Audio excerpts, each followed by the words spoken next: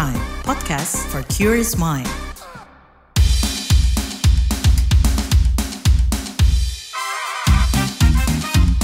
What's Trending KBR Pagi, siaran pagi radio paling update. KBR Pagi, siaran pagi radio paling update. Selamat pagi, apa kabar kalian semua di hari Selasa 17 Januari 2024. Bersama saya, Lea Baneza di What's Trending KBR Pagi pastinya. Bisakah Indonesia kembali bebas polio? Itu yang bakal kita obrolin pagi ini. Indonesia yang sempat mendapat sertifikat bebas polio dari Organisasi Kesehatan Dunia WHO 2014 lalu kembali dihantui penyakit syaraf yang dapat menyebabkan kelumpuhan permanen. Demi menangani kasus ini, pemerintah menggelar Subpekan Imunisasi Nasional Polio serentak mulai 15 Januari kemarin. Pekan imunisasi menyusul penemuan kasus lumpuh layu di Kabupaten Pamekasan dan Sampang, Jawa Timur, serta Kabupaten Klaten, Jawa Tengah. Sebelum kita bahas soal gimana penanganan polio, aku mau kasih tahu dulu nih soal penyebaran dan tanda-tanda polio. Melansir laman Alosehat dari Kementerian Kesehatan, polio dapat dialami oleh siapa saja, tapi umumnya menyerang anak usia di bawah 5 tahun. Selain kelumpuhan permanen, polio juga bisa menyebabkan gangguan pada saraf pernapasan. Penyebaran virus polio dapat terjadi melalui kontak langsung dengan tinja penderita polio atau melalui konsumsi makanan dan minuman yang telah terkontaminasi virus polio. Virus ini juga dapat menyebar melalui percikan air liur ketika penderita batuk atau bersin. Nah, kalau soal gejala, penderita polio bisa jadi nggak sadar nih kalau dirinya terinfeksi, lantaran hanya menimbulkan sedikit gejala atau bahkan tidak sama sekali. Namun, beberapa gejala yang patut diwaspadai adalah demam, sakit kepala, radang tenggorokan, muntah, otot lemas, kaku di bagian leher dan punggung, serta nyeri atau mati rasa di bagian lengan atau tungkai. Dilansir laman Kemenkes, polio hanya dapat dicegah dengan imunisasi polio tetes dan polio suntik lengkap, serta sanitasi lingkungan yang baik. Imunisasi ini merupakan hak anak sehingga ayah dan ibu bertanggung jawab untuk memenuhinya bersama-sama. Kementerian Kesehatan menyediakan imunisasi polio secara gratis di seluruh fasilitas kesehatan pemerintah. Imunisasi yang diberikan adalah vaksin polio tetes diberikan 4 kali di usia 1, 2, 3, 4 bulan. Vaksin polio suntik diberikan 1 kali di usia 4 bulan. Anak yang belum pernah atau terlambat mendapatkan imunisasi polio harus segera dilengkapi status imunisasinya. Kita bakal bahas soal gimana sih Indonesia bisa bebas polio setelah komen netizen plus 62 berikut ini.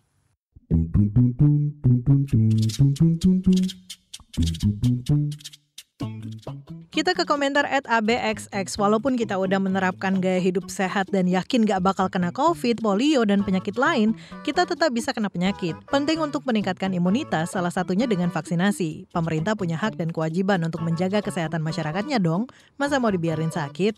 Lalu komentar @kenxx. Sosialisasi itu penting, memberikan pemahaman dengan cara persuasif ke masyarakat awam agar paham dan gak terjadi misinformasi. Semua itu karena ketidaktahuan yang kemudian timbul ketidakpercayaan kepada penyedia kesehatan, dalam hal ini pemerintah. @rizxx. Saya yakin masyarakat udah sering dapat edukasi tentang vaksin. Dulu saya pernah meneliti penolakan vaksin di daerah Sumbar dan sekitarnya. Temuan di lapangan terlihat kalau mereka udah dapat edukasi vaksin dengan baik, namun entah kenapa mereka masih menolak dan enggan. Mayoritas alasannya termakan hoax dan terikat dogma religius yang mengharamkan vaksin. Saya cukup menyesali temuan ini di lapangan. Lanjut ke @lutxx, nggak bisa dipungkiri semenjak pandemi, trust ke petugas medis berkurang termasuk dengan berbagai perawatannya. Salah satunya juga polio. Yang terpenting menurutku harus sudah dilakukan edukasi terlepas pribadinya mau atau enggak dikembalikan ke masing-masing. Cukup tanda tangan penolakan tindakan tersebut juga dengan persetujuan untuk menerima konsekuensi yang bisa didapat jika menolak. Kadang tanpa contoh kita nggak akan paham dampak. Lalu @apxx, sebagian masyarakat Indonesia itu selalu butuh tokoh masyarakat di tiap keputusan. Jadi kalau ada masyarakat yang ngambil suatu keputusan, ya pasti ada tokohnya. Terlepas gimana cara memperbaiki, ya harus dilibatkan tokoh lain yang lebih punya pengaruh di masyarakat tersebut. Dan terakhir komentar @idxx, kasihan anaknya kalau menyalahkan orang tuanya kenapa dia nggak divaksin dan terjangkit polio, nanti dibilang orang sebagai anak durhaka atau anak kurang ajar. Gimana dong? What's Trending KBR Pagi, siaran pagi radio paling update.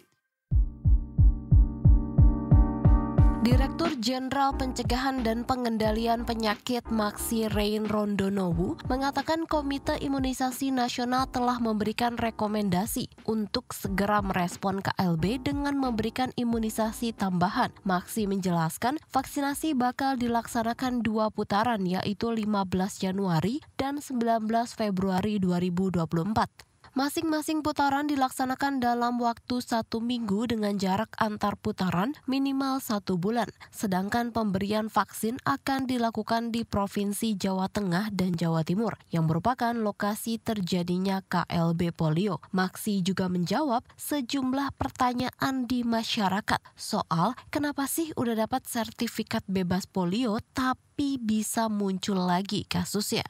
Tadi mungkin yang selalu ditanyakan kenapa sudah sertifikat, sudah ada bebas polio, tapi masih ada kasus. Ya. Jadi Indonesia komitmen untuk bebas polio terus kita wujudkan untuk dunia. Jadi kita di Siaro sudah, di wilayah sudah, tapi untuk dunia diharapkan 2026. Nah, bebas polio sekali lagi bukan berarti bebas virus risiko penularan polio. Karena yang saya katakan tadi yang kita kasih OPV, para vaksin itu yang dulu tipe 2 itu bisa masuk pencernaan karena dia itu cuma virus yang dilemahkan, dia keluar lagi, dia bisa mutasi berapa kali, dan itu bisa menyerang anak-anak yang tidak polio, tidak diimunisasi polio.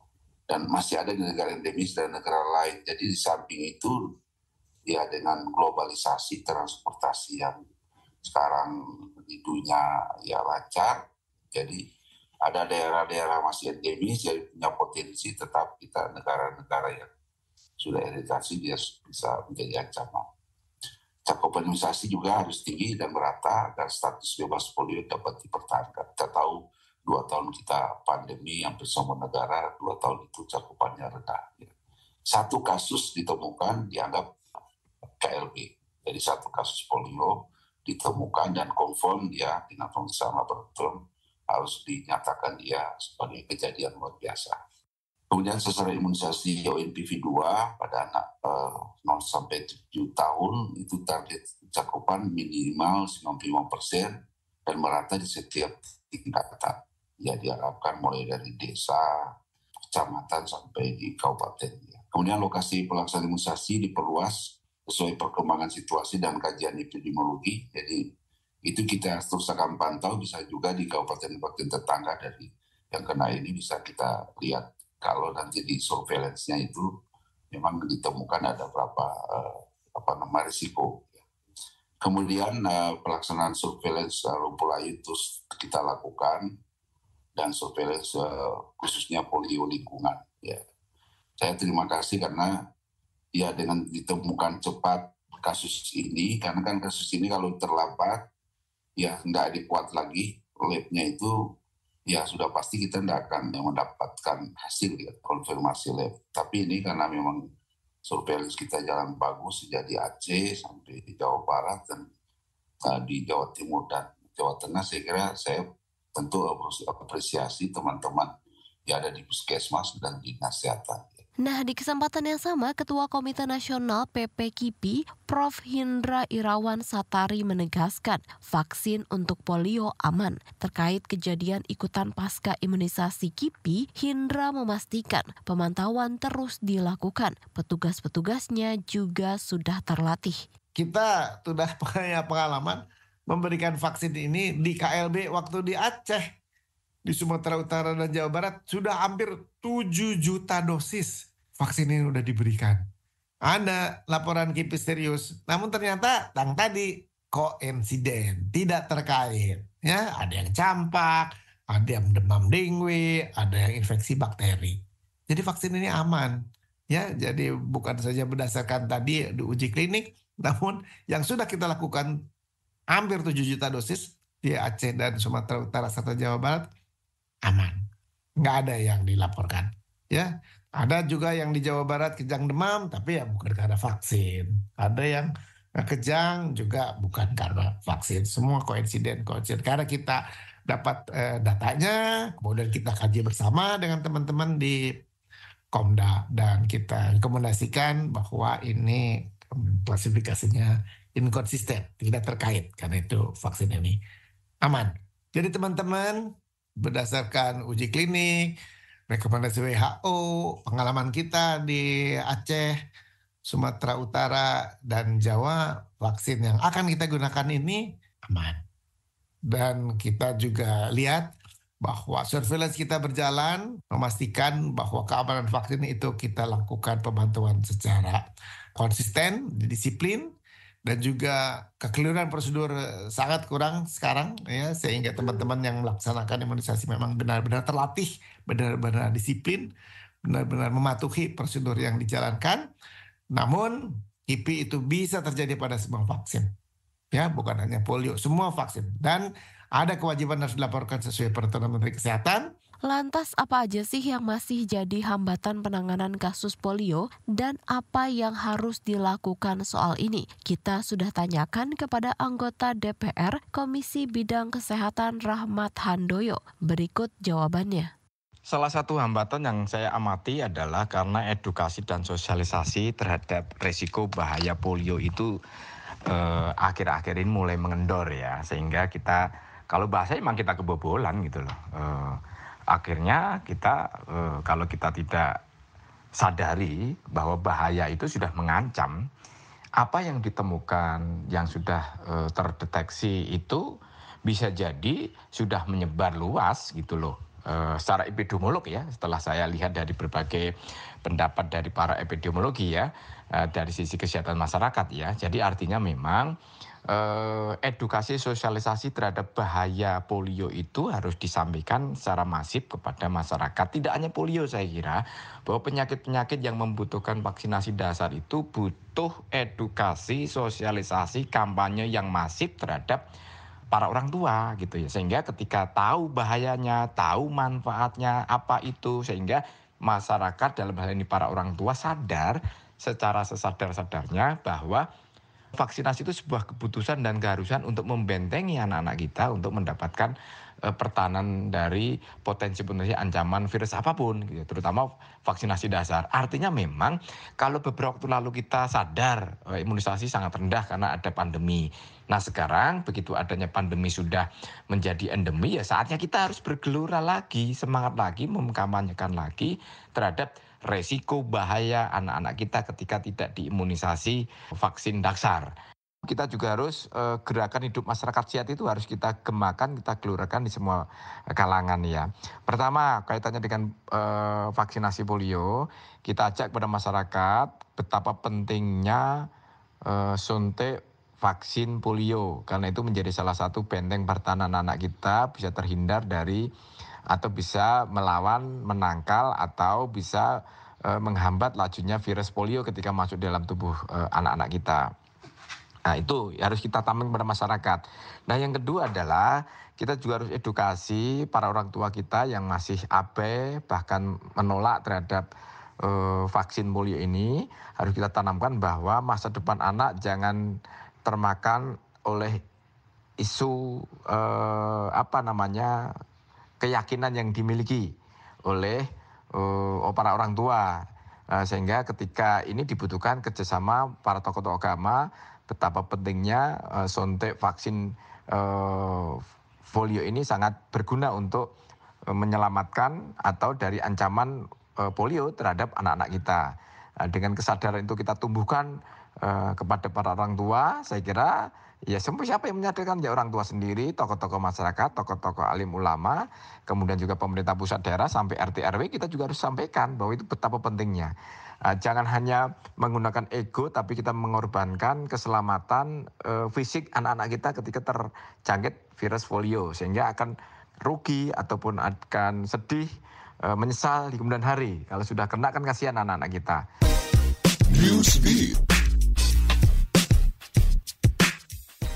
Pemerintah Thailand tengah menggodok rancangan undang-undang yang melarang penggunaan ganja untuk keperluan rekreasional.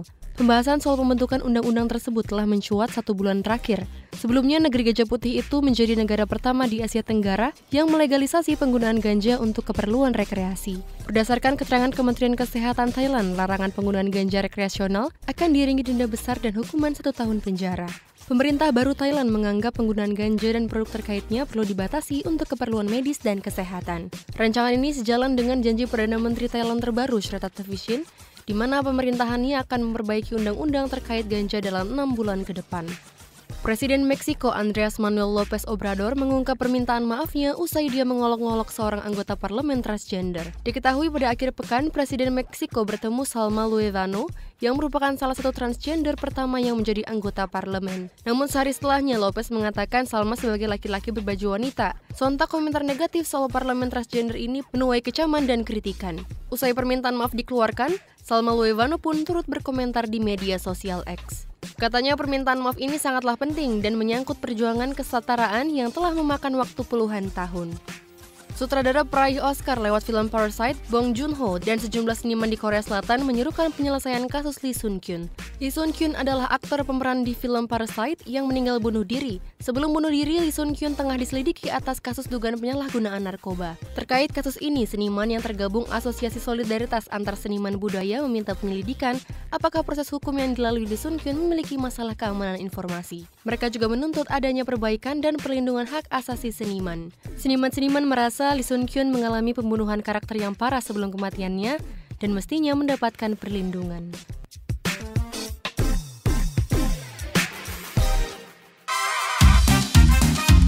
What's Trending KBR Pagi, siaran pagi radio paling update. Ketika sosialisasi disebut menjadi salah satu hambatan penanganan polio, lantas bagaimana mengatasinya agar Indonesia kembali bebas dari polio? Soal ini kita tanyakan ke Ketua Ikatan Ahli Kesehatan Masyarakat Indonesia, IAKMI, Ede Surya Darmawan. Pak Ede, apa aja sih yang bisa dilakukan untuk kembali membuat Indonesia bebas polio? Virus polio itu sebenarnya yang utama kan dari virus polio liar ya, artinya virus yang beredar di masyarakat gitu ya. Kenapa? Karena masih ada masyarakat yang tidak divaksin gitu, khususnya pada anak-anak. Nah, jadi ini harus dilihat sebagai sebuah ancaman yang serius. Tapi sisi lain juga bisa jadi itu kasus yang imported gitu kan ya, karena ada beberapa negara kan memang belum mendapatkan eliminasi polio, artinya polionya masih beredar terus-menerus sebagai sebuah penyakit endemis di negara itu gitu. Nah ini itu yang barangkali harus diwaspadai. Kalau virus itu kan tadi ya, virus itu ada di mana sih? Kan virus itu ada di pencernaan manusia ya pada dasarnya. Kemudian ketika orang sakit maka akan berkembang, lalu ketika dia BAB sembarangan, nah, itu bisa juga melalui lingkungan. Karena itu penularannya kan melalui kontak langsung seperti itu ya. Nah, pencegahannya dua ya. Satu, kalau orang yang sakit berarti sama, supaya tidak ada droplet karena itu penularan langsung, maka sebaiknya pakai masker ya. Ketika misalnya diduga ada kerumunan yang lagi virus itu berkembang atau penyakit berkembang. Yang kedua tentu saja vaksin. Nah, vaksinasi ini memang harus digalakan lagi ya, terutama pada anak-anak. Dan vaksinasi ini bagusnya sih mencakup bukan hanya di level nasional ya, tapi level provinsi juga sudah bagus, kabupaten kota bahkan harusnya sudah ke tingkat desa ya. vaksinasi itu harus merata sampai ke tingkat desa, sehingga harapannya terjadi herd immunity-nya itu tercapai justru di level desa. Ya, dengan demikian akan mendapatkan perlindungan yang optimal kan gitu ya. Kemudian kenapa? Karena sampai hari ini kan virusnya tidak bisa dibunuh ya, tidak ada obatnya kan gitu ya. Jadi yang dilakukan adalah melakukan pencegahan sebaik-baiknya gitu ya. Dan pencegahan itu yang utama adalah dengan melakukan vaksinasi. Menurut Bapak sendiri gimana nih cara menghadapi hambatan di masyarakat? Hambatan utama adalah pemahaman yang salah tentang vaksinasi ya. Vaksinasi itu justru malah bikin sakit gitu kan ya. Hal-hal lain yang menjadi mitos dan itu akan mengakibatkan masyarakat tidak menerima vaksinasi. Atau menganggap vaksinasi itu kan hanya, padahal seharusnya diambil untuk memperkuat antibodi kita sehingga tubuh kita menjadi kuat. Nah, pemahaman-pemahaman ini harus dibereskan. Mitos-mitos yang tidak baik harus dijelaskan kemudian diganti dengan pemahaman yang baru. Nah, hal ini yang barangkali jadi persoalan. Tapi sisi lain kalau aspek teknis, tentu saja kita berharap saat ini kita sudah punya 10.300 puskesmas seluruh Indonesia, itu bisa menjadi pusat-pusat pelayanan untuk melakukan vaksinasi yang bisa mencapai seluruh anak di Indonesia. Tidak ada lagi daerah yang tidak mendapatkan akses. Kalau masih ada berarti ini adalah persoalan supply yang nggak bagus, persoalan sistem logistik vaksinasi yang kurang bagus yang harus segera dibenahi. Lalu gimana nih Pak, meyakinkan masyarakat supaya ya mau vaksin karena vaksin ini penting dan itu satu-satunya jalan gitu? Sebenarnya ini kan paket ini ya, life skill ya, artinya keterampilan hidup yang seharusnya dimiliki oleh seluruh bangsa Indonesia dimanapun. Nah itu akan sangat berkaitan dari mulai proses baik kalau secara informal berarti di pendidikan keluarga ya, seharusnya itu menjadi satu hal yang dipahami bersama, diwariskan sebagai sebuah pemahaman umum bahwa seorang ibu ketika hamil harus ngapain supaya sehat, ketika melahirkan supaya sehat, ketika menjalani kehidupan bayi, anak itu ngapain, termasuk salah satunya adalah manfaat dari vaksinasi. Itu disampaikan sedini mungkin lewat pendidikan keluarga gitu kan ya. Kemudian di sekolah otomatis harus disiapkan seperti itu menyampaikan. Kenapa? Karena ini adalah aspek penting pendidikan bangsa supaya manusia Indonesia ke depan itu manusia-manusia yang terampil, paham bagaimana menyehatkan tubuhnya, mencegah penyakit dan melakukan pengobatan sedini mungkin sehingga tidak parah dan akan mengakibatkan kerugian yang besar gitu. Namun model seperti ini harus dilakukan terus gitu. Nah, sekarang tinggal kita lihat misalnya kalau kita survei apakah anak SD katakanlah bukan hanya lulus pengetahuan umum atau pengetahuan khusus tentang mata pelajaran di SD, tetapi pemahaman terhadap ini sudah cukup nggak? Kalau belum berarti ini ada masalah. Kenapa? Saat ini dia SD ya kan, kemudian dia akan SMP SMA, 15 tahun lagi mereka akan menikah, dan itu akan menjadi persoalan yang berulang ketika pemahaman ini menjadi sesuatu yang tidak diwariskan terus-menerus. Jadi idealnya pemahaman tentang hidup sehat itu sesuatu yang diwariskan terus-menerus. Mengapa? Karena hal-hal yang buruk akan mudah sekali diterima, tapi hal-hal yang baik perlu ditanam dengan sedini mungkin dan dipelihara dengan sebaik-baiknya. Mungkin nggak sih Indonesia nih bisa kembali bebas gitu dari polio dan syaratnya apa? Mungkin ya, kita bisa declare kita sudah bisa bebas polio gitu ya, dengan syarat satu tadi. Pertama adalah vaksinasi kita harus 95% terus-menerus gitu ya. Lalu tidak ada kasus lagi, kemudian kalaupun ada kasus segera dilakukan upaya tracingnya dan pengobatan yang sakitnya sehingga tidak terjadi lagi. Karena polio sekali lagi, kalau orang terkena, seorang anak terkena itu akan mendapatkan kelumpuhan yang irreversible ya, yang tidak bisa diperbaiki. Itu kan sayang sekali, akan mengurangi kualitas hidupnya. Terima kasih, itu tadi Ketua IAKMI Ede Surya Darmawan.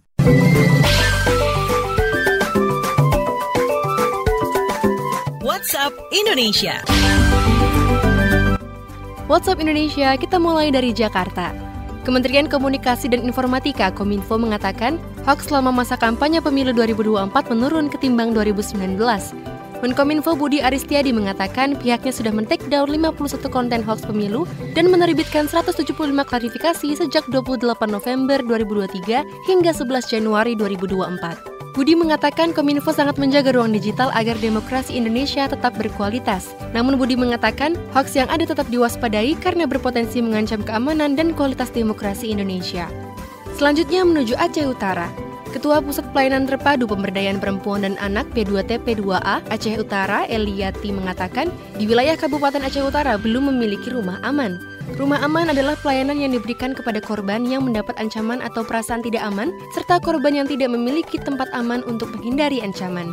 Eliati mengatakan ketiadaan rumah aman ini membuat penanganan kasus kekerasan, khususnya perlindungan korban-korbannya menjadi terkendala. Misal, ada kasus seorang anak berusia 15 tahun jadi korban kekerasan seksual dan minta ditampung di tempat lain untuk memberikan rasa aman. Pihak P2TP2A tidak bisa memberikan lantaran rumah aman belum ada di Aceh Utara. Terakhir, mampir Jayapura, Papua. Pemerintah Kota Jayapura, Papua mengirim seorang siswa SD, Jose Nerotou, mengikuti Olimpiade Matematika Tingkat Asia 2024. Pejabat Wali Kota Jayapura, Franz Peke, mengatakan Jose mampu mengikuti Olimpiade setelah seorang penggagas pembelajaran matematika dengan metode gampang, asyik, dan menyenangkan gasing, Prof. Yohanes Surya merekomendasikannya. Franz mengaku pihak Pemkot Jayapura terus memberikan perhatian dan pengawasan langsung ke siswa kelas 4 tersebut. Dia berharap keberangkatan Jose mampu memacu semangat rekan-rekannya di Jayapura. Demikian WhatsApp Indonesia hari ini. Terima kasih ya sudah mendengarkan What's Trending KBR Pagi. Jangan lupa terus dengarkan podcast What's Trending di kbrprime.id dan aplikasi mendengarkan podcast lainnya. Lea Baneza pamit, stay safe and happy. Bye-bye. What's Trending KBR Pagi, siaran pagi radio paling update.